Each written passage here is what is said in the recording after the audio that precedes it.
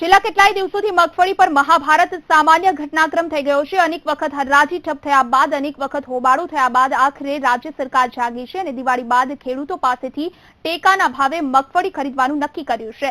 જો કે ખેડૂતોને રાજ્ય સરકારના દાવાઓ પર કોઈ ભરોસો ના હોય તેવો એક ચોંકાવનારો ઓડિયો વાયરલ થયો છે। આ ઓડિયોમાં રાજ્યના પાણી પુરવઠા મંત્રી બાબુભાઈ બોખીરિયા અને ખેડૂત વાતચીત કરી રહ્યા છે, જેમાં ખેડૂતે પાણી પુરવઠા મંત્રીને ટેકાના ભાવો વિશે સવાલ કરતા મંત્રી સાહેબ ભડકી ઉઠ્યા અને એ હદ સુધી કહી દીધું કે મગફળીનું વાવેતર તમે અમને પૂછીને કર્યું હતું।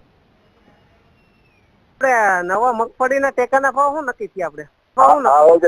ટેકાના ભાવ કરતા મગફળી છે ને મોંઘી છે, એટલે ટેકાના ભાવ કે નહીં થાય, સસ્તી થાય ટાઈમે કરી દેવો। એટલે કઈ સસ્તી એટલે ખેડૂત ભૂખભેરા થાય પછી? ખેડૂત શું કામ ભૂખભેરા થાય? આવતે ટેકાના ભાવ કરતા વધારે છે। શું ભાવ છે અત્યારે મગફળી ને કે મને? અટાણે મગફળી પિલાને એમ કે 16,000 16,500 તો એ રીતે કઈ રીતે સિંગામેર થાય? એટલે નવો ભાવ તમે નક્કી ન થયો, 6ઠ્ઠો પગાર બંધ 7મો પગાર બંધ નક્કી થતો હોય અને મગફળીના ભાવ અહીંયા રહેતા હોય તો ખેડૂતને કઈ રીતે પૂરું કરવાનું છે? બરાબર।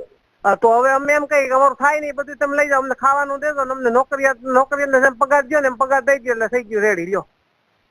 હા, તો ટેકાના ભાવ નક્કી ના કરવા હોય તો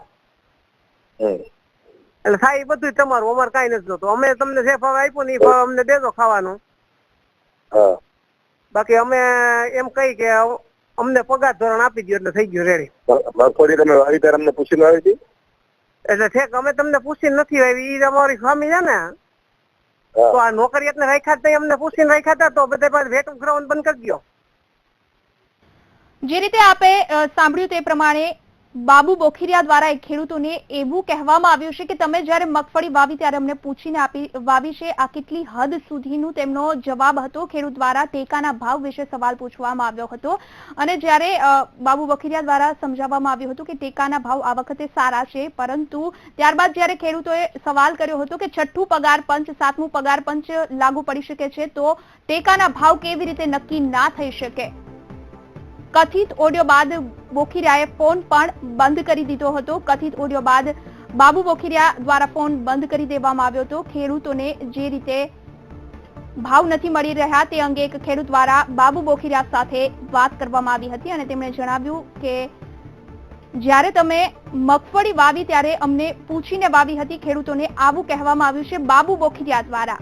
આ કેટલી હદ સુધી યોગ્ય છે જેમણે ખેડૂતો સાથે આ પ્રકારની વાત કરી છે?